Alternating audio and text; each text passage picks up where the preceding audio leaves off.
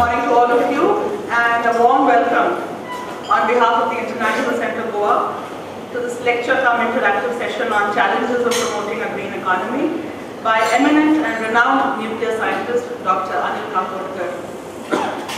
This lecture is part of a series of lectures by eminent persons on topics of public interest.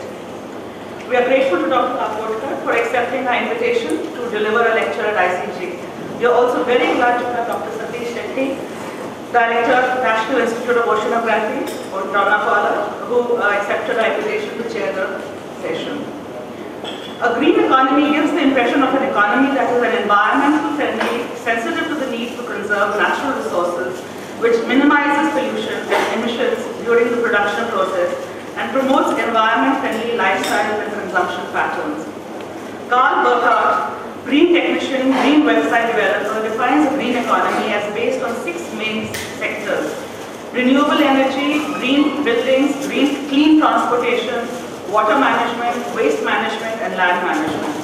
The difficult questions are whether the attainment of such an economy constrains other aspects, including economic growth of poor countries and social goals such as poverty eradication and job creation.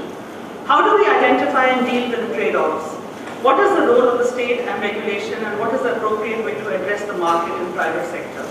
How can we build an economy that is more environmentally friendly, and how should we handle the transition to a greener economy? What are the challenges in promoting a green economy? I'm sure Dr. Anil Kakodkar will throw more light on all of this. First, let me have the pleasure of introducing him to you.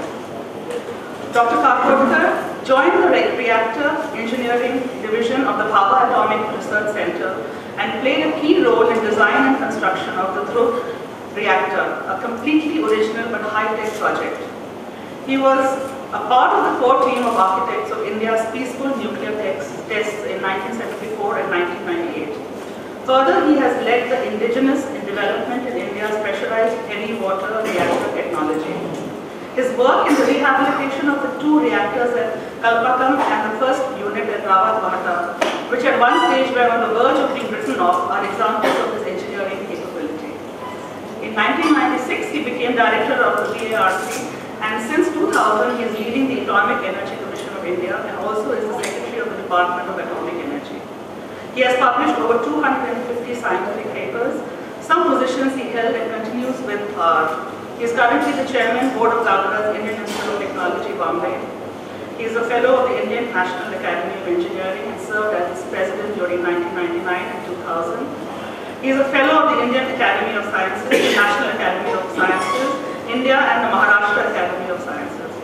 He is a member of the International Nuclear Energy Academy and honorary member of the World Innovation Foundation.